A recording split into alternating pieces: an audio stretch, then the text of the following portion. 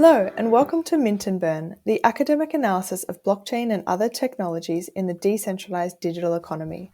I'm your host, Kelsey Nabin, and we are tuning in remotely from the RMIT University Blockchain Innovation Hub to bring you interesting guests and test frontier ideas. Today, we're talking to Dr. Linda Monsees alongside resident Blockchain Hub member, Associate Professor, I should say, Chris Berg, on cryptopolitics, encryption, politics, and democracy. Welcome to both of you. Thank you, Kelsey. So today we're really taking the conversation back to some of definitely the roots of blockchain technology by looking into encryption, which is this kind of fundamental element of blockchain and a lot of other things we do on the web and on the distributed web. I'd love a broad introduction as to what sparked your interest in encryption technologies and how you would explain this to a first-time listener. Yeah, thanks again for this invitation. I always love to talk about encryption, and it's really hard to say how I first got interested. I think, like math and technology, so the question might be more why I studied politics, so I'm not sure about that. But I think one article I read in the context of, I think, 9/11, like a few years later, was this idea that some terrorists, and I'm not sure if that's even true, that's just what I remember, they used, rather than sending emails, they would use like an encrypted email browser. And so they would just save drafts in a GMX account or something like that, and then read the drafts rather than sending the emails, because actually the encryption there is a lot stronger. And so I was always aware of that, like, aspect, and it's such a weird story, but for me that was so interesting. I was like, oh yeah, and that's really interesting, because there's so many interesting questions. And then I actually read the novel by Cory Doctorow Little Brother, and if you have like some young children or teenagers in your life, I think it's a really fun book about surveillance and privacy, and it actually explains a lot about encryption. So this is what sparked my interest, and then I realized political science don't talk about it. And what encryption does is basically it allows you to either hide the whole message or conceal it in a way that it makes it unreadable for other people. So, for instance, maybe as a kid you used milk ink to conceal a message, or you have this really easy algorithm or so-called algorithm that you exchange a letter in the alphabet for a number. So A becomes 1 and B becomes 2. And you've probably all done that as a kid, and that's probably the easiest encryption we can think of. And of course, in the digital age, these algorithms are a tiny bit more complicated. But the principle is still the same, that you can send and store data without anyone having access to it. And what was it like coming at encryption from the social science or political science perspective? Like, what are some of the methods that you've used to investigate this space? Yeah, I'm not a technology person, so I have to know my limits of what I know and what I can actually learn. And so what interested me more was the debates around encryption. So I did a discourse analysis, which is kind of like a standard method for political science, I would almost say. So to really get at the narratives around encryption and how experts, like technical experts, actually present encryption as a political technology. So that was basically my starting point to really understand how experts think about technology. Linda, I think one of the things that I really loved about your book was that integration between, or maybe just a contrast between the way experts or might talk about these technologies and the way we talk about it in a political context.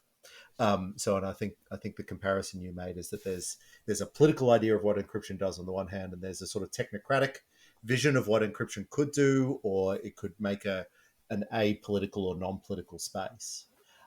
It reminded me actually, and I don't know that this is in your book, but when we were debating encryption in Australia under the Turnbull government just a few years ago, Malcolm Turnbull, the Prime Minister, was debating whether we should be able to, whether the government should have access to encryption, a sort of key escrow model that you describe.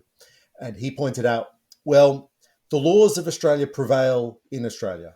I can assure you that. The laws of mathematics are very commendable, but the only law that applies in Australia is the law of Australia, referring, of course, to the idea that, well, a lot of people in the technocratic side of this space say, well, but encryption is just maths. I don't think that's the way most people in politics think about it. But could you sort of explain how you came to that idea and where you first saw that difference between the technocratic vision of what cryptography and encryption can do and the political one? Yeah, I mean, I think it's a very difficult issue and like kind of multi-layered because I mean, sometimes I would love to talk to these politicians if they really believe what they say, because I'm still not entirely sure on the answer of that question, because I think they know that it's a bit more complicated. Um, and I think for a lot of early, like they called cypherpunks, so like people who cared about encryption in the 90s, it was always a political idea. So I think at the beginning, I had to convince political scientists that it's political, but I think for the technological people, it was always political because they were aware that this really is the tool that provides you anonymity, privacy, but can also provide complete surveillance. And what I then find interesting is that political science still then pretends as if these technocrats are not aware of the political character. So they sometimes flip it around and present themselves so we are aware of the politics, but these other people are not. I'm like, no, no, no, everyone is really aware of the political character. It's just how they then make specific arguments about it, that's the distinction. And I think that when it gets really interesting. So when then maybe some politicians say, we can have backdoors because we are the good guys, and if we have backdoor, no one else will use it, which is technologically speaking, a stupid argument. But politically, it still works because it works with narratives we all know, like good guys, bad guys. And of course, we can trust the state. And of course, all the terrorists and pedophiles need to be surveilled and so on and so forth. And so I think this is where the interesting aspects are happening. Yeah, so you've highlighted this tension, which you really point out in your writing between, I guess, encryption as a state technology or tool and encryption as an individual tool. Can you perhaps take us back to kind of the origins of crypto and then some of the controversies that you map throughout your work? Yeah, I mean, I think actually it's such a good way to understand the early debates, to understand where we are at the moment. So in the 90s, it's so-called crypto wars. Maybe some of you have heard about it already, some of the listeners. And it's this idea that encryption became more and more popular because the World Wide Web and network technology became this thing you could also use for commercial um, features, you could use for administration, military purposes. And then, of course, it becomes more important to secure that data. And encryption for centuries was always a military technology. So there was always this idea that the state controls encryption and has regulation on it. Like the German Enigma machine is, I think, probably one of the most famous ones where it's completely clear that like the Germans tried to hide basically the machine and how it worked because this allowed them to communicate securely. And then, of course, with globalization through the internet, the whole thing gets a bit more tricky because then how can you actually regulate? Like, you cannot have your national encryption standard because you need a global version.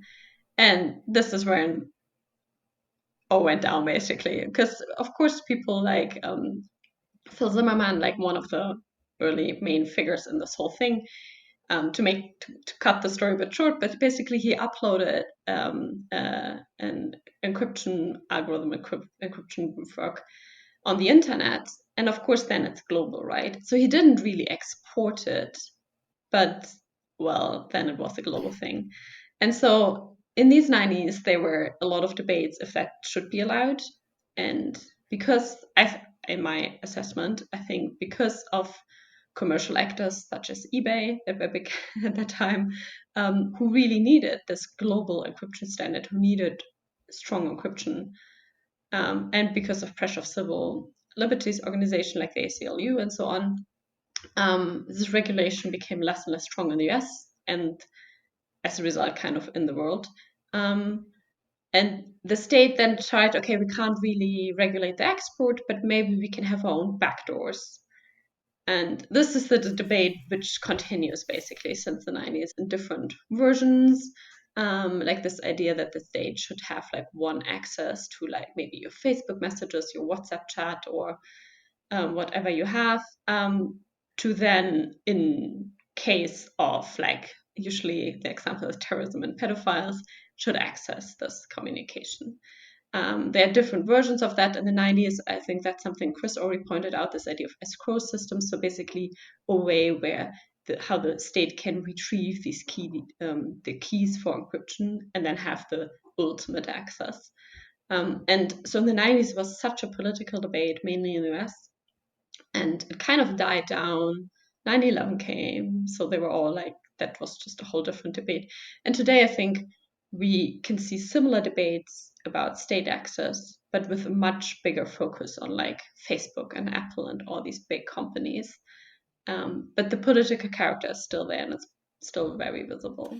What's fascinating about it is the intertwining between the commercial demands for encryption and the state both demand for, supply of, and opposition to encryption standards. And you point out very compellingly the deep intertwined nature of, say, the U.S. National Security Agency in developing encryption standards that it then releases to the public to be used in commercial settings, that it also simultaneously doesn't want to be used in too many commercial settings, and doesn't want to be used under certain use cases.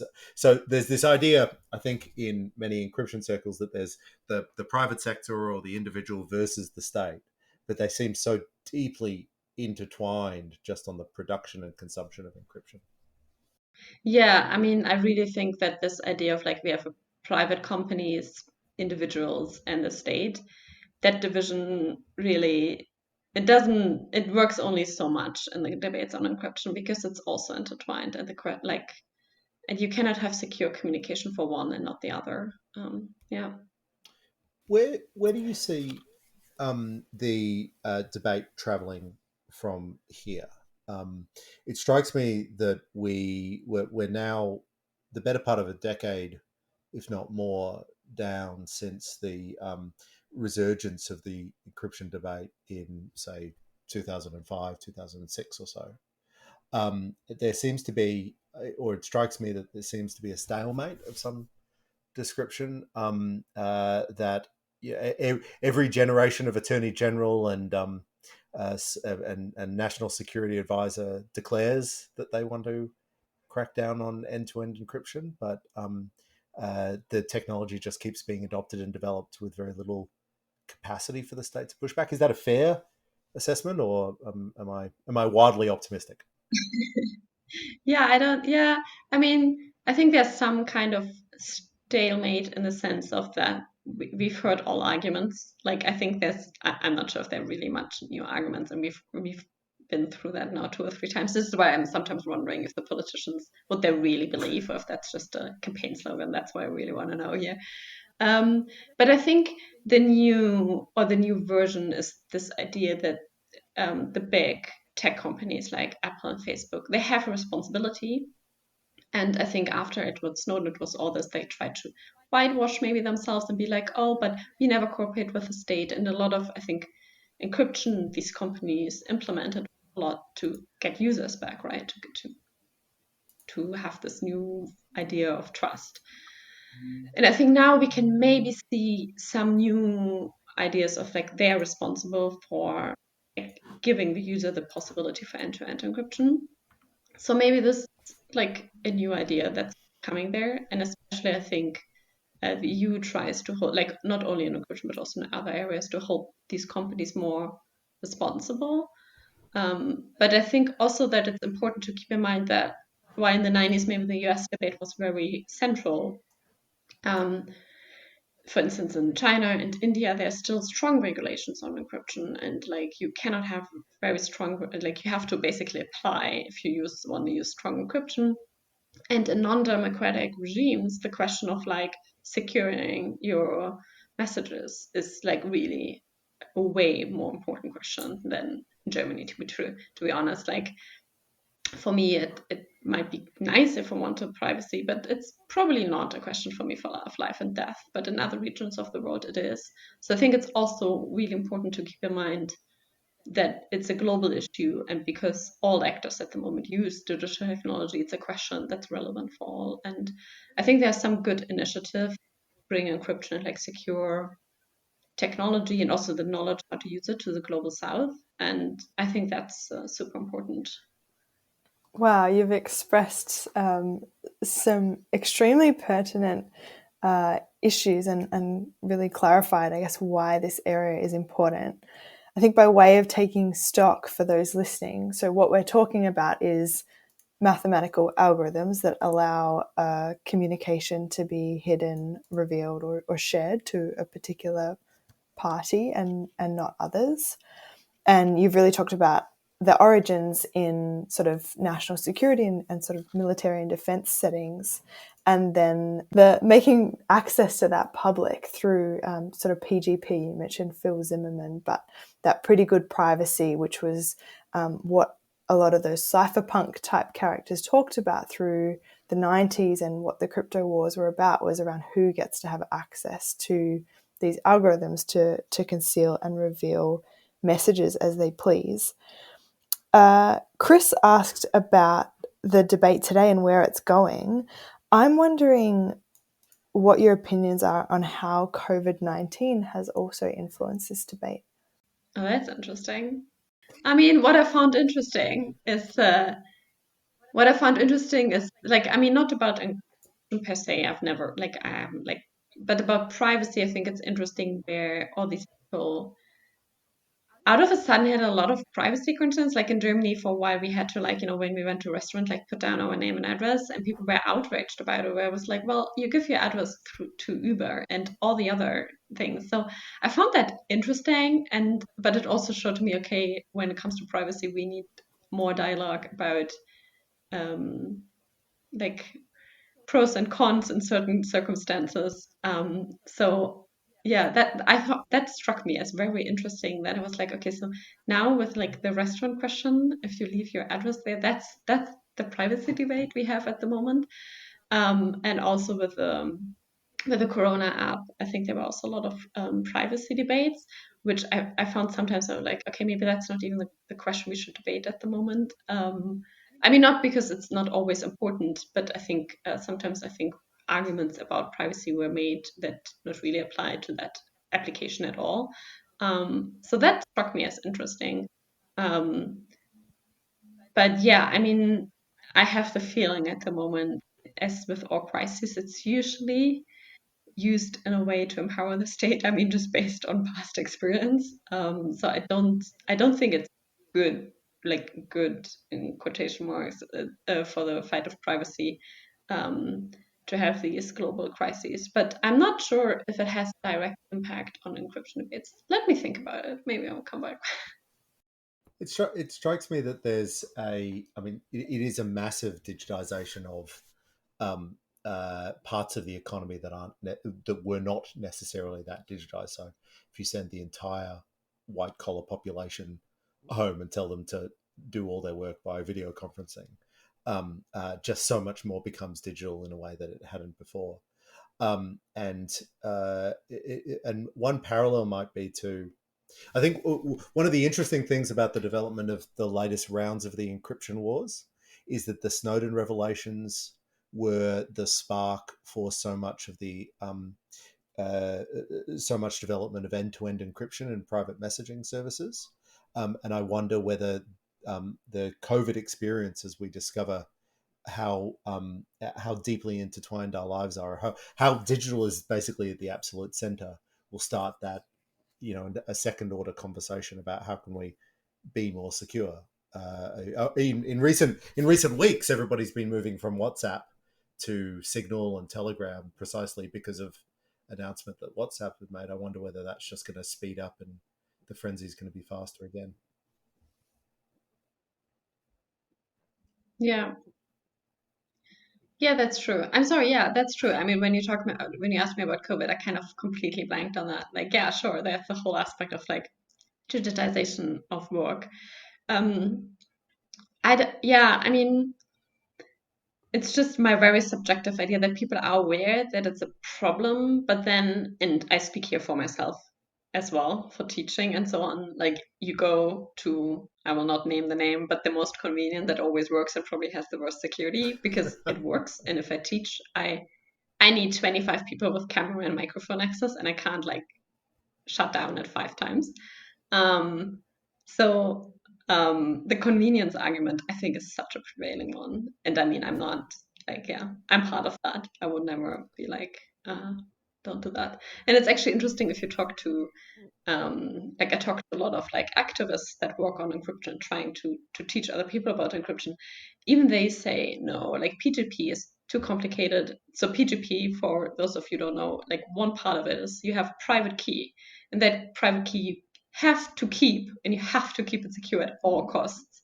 So what you usually do, you put it on your USB stick, and you cannot lose that USB stick. Once you lose it, you kind of have to start from new, and it makes the system very insecure if we all lose our USB sticks all the time.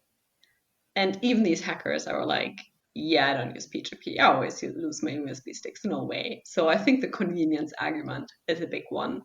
And I think we should maybe stop also framing it as like basically the human person is like, sometimes called the weakest link or like too stupid. Because the technology has to work fast. And yeah, I guess the other and that's point why we just on need maybe COVID and a web digitization service that is allows video how, conferences even that more really works part of our and everyday, provides whether we security. know it or not, encryption actually is. And that's, I guess, again, why it's important. I like that you mentioned keeping your private key secure, and that still sounds like this ephemeral thing, but really it can just be a 12-word seed phrase. So it's keeping 12 words and not sharing that with anyone. But to the point about some of the hackers that you've spoken to, your work has not only looked at sort of national security, but also, as I previously mentioned, that idea of individual security. Can you talk a little bit more about crypto parties and kind of what your investigation entailed and perhaps what surprised you as well? Yeah, I mean, so in my first project, I looked very much on like national security and like these more or less open political debates. And then I did another project which was more interested in the perspective of people, like either activists, like hackers, like I use that term, not sure if they all would identify that, like hackers, activists who organize these so-called crypto parties, which are basically events where people can come and learn about encryption, internet safety, privacy. And they were actually invented in Australia. So I'm sure you know more about that than I do. But so I went to some in Europe, of course. And I talked to these people. And it was very interesting. I think these people are very engaged and really try their best. They're super aware of how complex the whole thing is and how intimidated it is for a lot of people. So I went to one which was because like access kind of a problem. So there was one crypto party which was only at like direct as women and queer people and non-binary people, and there a lot of women express this like, I would just feel overwhelmed, I don't know where to start. So they see the advertisement and they know cybersecurity is an issue, and they kind of know that they do things wrong, but they don't even like, there's just no knowledge, and then they become so intimidated that it's kind of disempowering. And I think, yeah, there's usually a session which is just about like, use a strong password, start there, and like telling them like, oh, if you don't open weird attachments, that's already a good first step. Like, and I think a lot of people also do some of these things and they're not aware, like, actually, if you don't click on weird attachments, very good, just like keep doing it. And there were a lot of sessions about like how the internet works, which sounds so silly, but I think a lot of people have no clue about how it works, and then you just feel overwhelmed. and like kind of not in the position to judge these things, and then you wait for someone else to tell you what to do, which is usually not a good thing. um, so I found that such a great initiative, and yeah, really interesting. And then COVID happened, so yeah, that was the end of that ethnographic research.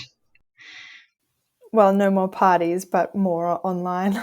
That just to follow up, that's one of the big challenges in this space, that it's easy to get, and of course, so we work in blockchain and cryptocurrency, and it's easy to get terrified about the possibility of your cryptocurrency being hacked or losing your private key. And I, as an academic researcher, can look up studies of how researchers in Tel Aviv managed to jump across an air gap using the sound of the fan to read someone's private key, and that is genuinely horrifying.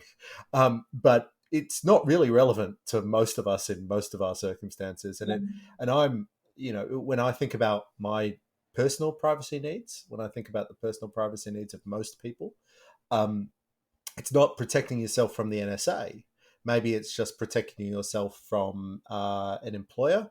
Maybe it's protecting yourself from just not sharing something with friends and family, not being overly reckless. Maybe if someone's in a situation that they need to hide information or money from their partner. And those are vastly different requirements for encryption than they are to defend against the National Security Agency. And I think just communicating that is important. Yeah, and I think also, I mean, I think in that way, hacker activists, experts sometimes also don't do the best job by maybe they have a lot of specific knowledge, but maybe you don't need to overemphasize that all the time. But sometimes you have to know, like, see, there's a lot of things people can learn, and um, it is it is a bit tricky, but it's doable for all of them. And like at these crypto parties, for instance, most people I talk to, they stopped teaching PGP, which is the safest way to send emails. I think no one would agree with that, but they were like, yeah, but people, it's too difficult, and people are not doing it right, and then it's actually waste of time and it's just frustrating. So a lot of them are like, no, we tell them other ways of like to at least increase the security of their emails, and just don't teach that anymore. And then, of course, some people would say like this is the complete wrong strategy, but for most of them, are like, yeah, but I can't teach someone PGP if they're not super willing to spend hours on it. And of course, having friends who also do it, because it only works if everyone uses it. Um, and I use PGP for it for a while, but it's yeah, since I'm not in circles where everyone uses it, then it doesn't make sense. So then it's like the question, what's the right tool for these people at these circumstances? That's yeah, again, convenient enough. Yeah, these multiple levels are really interesting because on the individual level, like we're talking about people at the crypto party, then encryption is conflated with individual privacy, but that's not necessarily the case in all sort of circumstances. If we zoom out again, what do you see as sort of the geopolitics of encryption? So, I mean, your work is sort of specifically related to policy and policy makers. So, what are the kind of conversations that you're having at that level? I think yeah, we have this one level where it's really about the individual who, like I think that's a realistic scenario that Chris mentions, like I try to hide some money, or I don't want that my medical files get read by someone, or maybe my employer should not read my emails, something like that. Or that everyone should have access to my Facebook posts. This is one level. And on a more geopolitical level, I think these debates play a role when we talk about the responsibility of big tech companies. I think that at some point has already by now a geopolitical dimension, as we can see in EU policies, like to regulate them.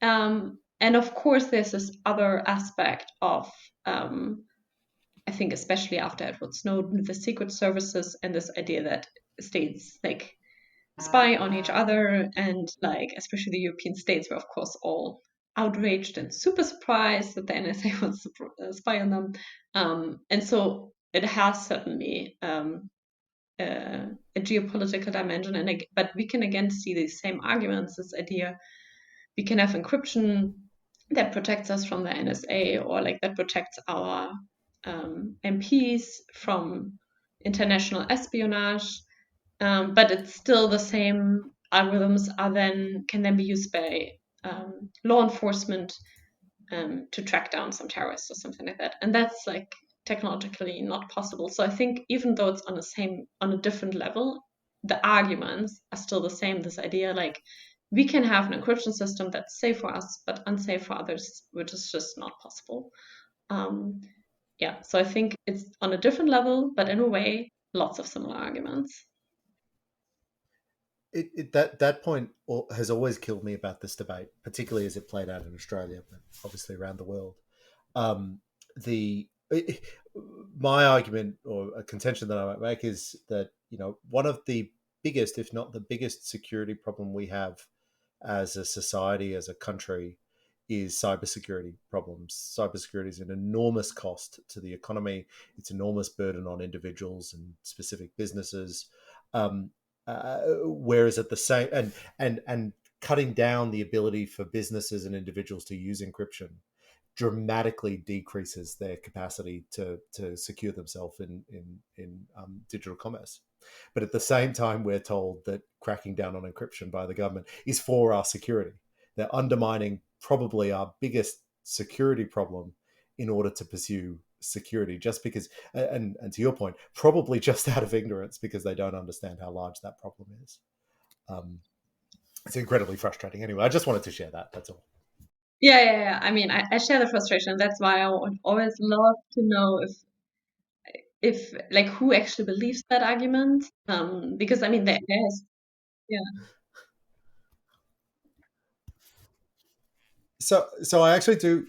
I will tell stories out of school. I have spoken to a number of incredibly senior policy makers in the national security space in this in past years, and I have been struck how little interest they have had on the standard objections.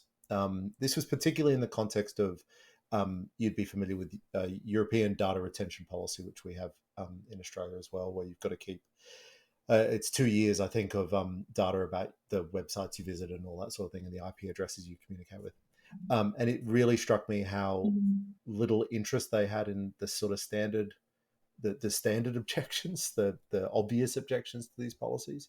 And because they're hearing it from the other side, right? They're hearing it very much from the security agencies, who can tell a really powerful story about the risks and dangers there are, and how if they just got more access, they would be able to prevent those risks, those dangers from eventuating. And the idea that a whole bunch of tech people are upset about a little bit of encryption doesn't really bother them. So I'm quite pessimistic on the policy side on that. Yeah, yeah. I mean, yeah. Maybe I just think like by now should be aware like that these arguments are just that's just not how the technology works. But maybe I'm overestimating them. But yeah, who knows? I don't know. But I mean, there were like I think in 2016 there was this like number that the FBI like, and that I mean I think no one thinks that this was a coincidence, like consciously inflated the numbers where they say like that breaking encryption actually helped them in any kind of law investigation, or encryption like prevented them, because I think that's the narrative, like, oh, if there's strong encryption we can't, there's no other way to get that data, which usually if you're the FBI there are other ways to get that data. Um so I think they must be aware of it.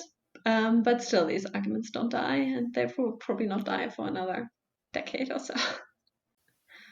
So I guess a question to both of you: what is good policy in this space, or what are the possible kind of policy levers, I guess, that you're aware of that are being sort of pulled? Yeah, I mean, so for instance, in Germany, we are currently debating a new cybersecurity law, basically. And I think what's really obvious there is that there's a lot of input, as already Chris mentioned, basically by law enforcement, security, intelligence services, and so on. So this side is very present. But there's no institution, in theory there's in Germany, but in practice not really. There must be an institution that basically counteracts that and acts on behalf of citizens. So when it comes, for instance, to finding vulnerabilities, zero-day exploits, and so on, this idea that this is only for law enforcement is, I think, very problematic. There should be another institution that basically acts on behalf of the citizens. And in all policies, these two sides, I mean, ideally, I wouldn't need any so much law enforcement power, but I mean, that's unrealistic. So let's say at least try for balance at the moment, because I think cybersecurity is basically made with an interest for law enforcement and not much interest of citizens, because these are then like delegitimized as being like hackers or activists, and just like some weird people who kind of overestimate certain technologies or whatever. So I think there has to be a balance, and maybe also balance towards the rights of citizens and democracy, and not towards the security state. I think, like, as an overarching principle of policies, I think. I think it's important when we have these conversations to recognize that we are in a very data-rich environment, and almost nothing that even in our wildest dreams, when end-to-end encryption is rolled out through every service, we will be in a still incredibly data-rich and data-accessible environment that law enforcement and counterterrorism agencies will be able to tap into. There's this, and Linda goes into this really, really nicely in your book. The idea that we are going dark is one of the claims made by a lot of law enforcement agencies, which is absolutely madness given how much data we spew out of our phones everywhere we go and every person we communicate with, everywhere we travel. Encryption will only ever chip into that. There will always be tech companies that can be subpoenaed. There will always be phones that can be confiscated. All this information, and so law enforcement actually has just incredible pickings of information now, and for them to obsess about the small amount that's being protected by encryption, I think just misses the much bigger picture about the changes wrought over the last couple of decades. Yeah, it's a really interesting discussion because it comes back to some of those points about origins, really, in terms of who is responsible and is sort of encryption and then that sort of individualization of privacy and individual responsibility, or is it kind of a state or other, national geopolitical responsibility?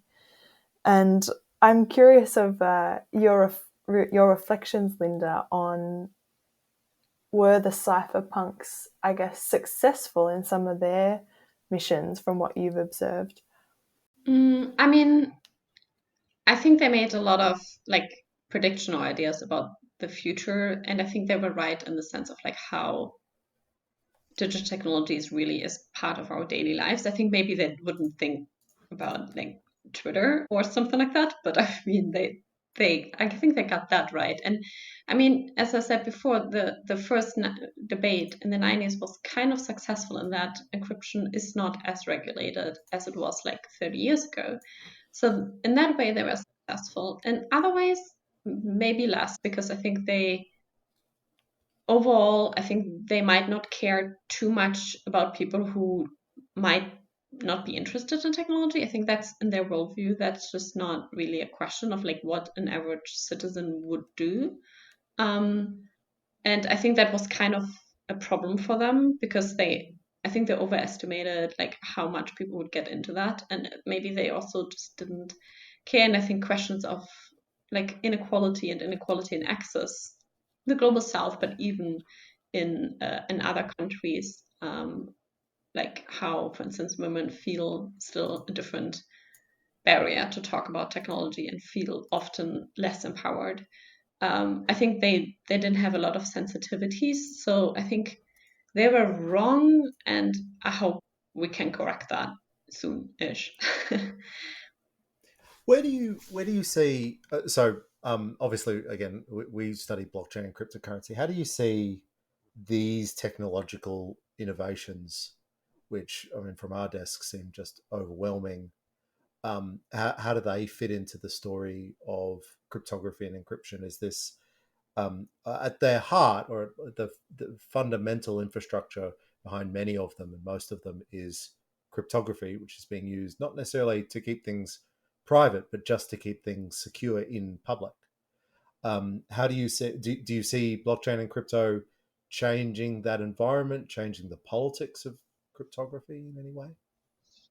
Yeah, I'm not sure. I have the feeling that to change the politics, there would have to there would have to be a way to really enforce kind of big tech companies that they allow end-to-end encryption, and that they allow, I mean, at the moment, I mean, not even Facebook does not even allow end-to-end encryption, but also doesn't provide it in their messaging service. So I think the politics are more there because, again, to come back to something Kelsey asked, I think um, especially in the 90s, people thought, oh, this digital technology is a tool against capitalism and against these companies. And I think that's maybe not how it works.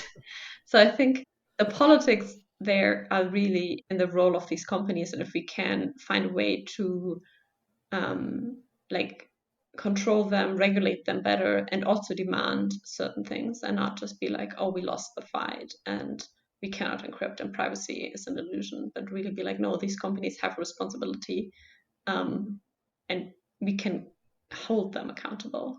And there are strongly pro privacy or pro encryption companies, at least relative to others out there. Like, for example, you spent a lot of time talking about Apple's contests around, particularly the encryption debate with the San Bernardino terrorist attack.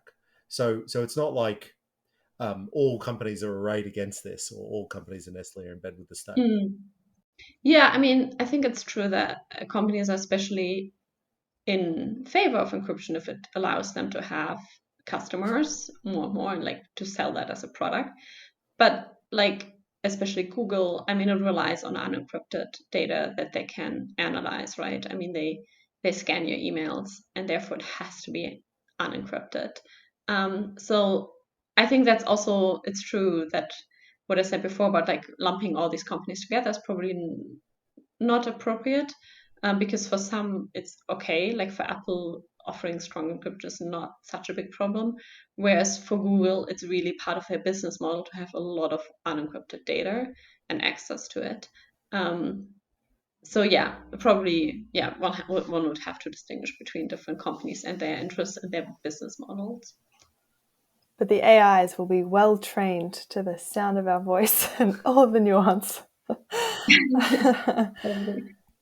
Chris, to your point about the developments in the blockchain space, we should definitely do a follow up with some software engineers about kind of zero knowledge proofs and zk Yeah. snark roll ups and. So I haven't, until this conversation, I haven't sort of drawn that link. But so in the blockchain space, we talk a lot about cryptography as I say, cryptography to secure things in public that you can see. So securing the Bitcoin blockchain.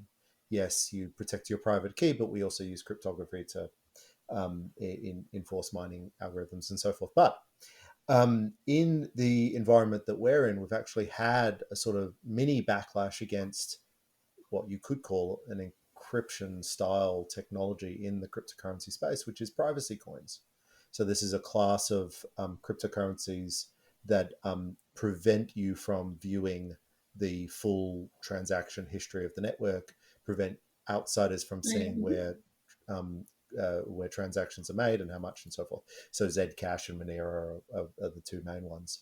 But in that case, a number of regulators, a number of large banks have actually prevented centralized exchanges from selling those, from providing, from allowing people to enter those markets, either because of regulatory risk or in some cases because of implicit demands by regulators themselves. So I think even in the blockchain space, where we delight in the joy of the magical of crypto maths and how it's going to be the future, I think we're seeing precisely this politics that that you so well explore in your book.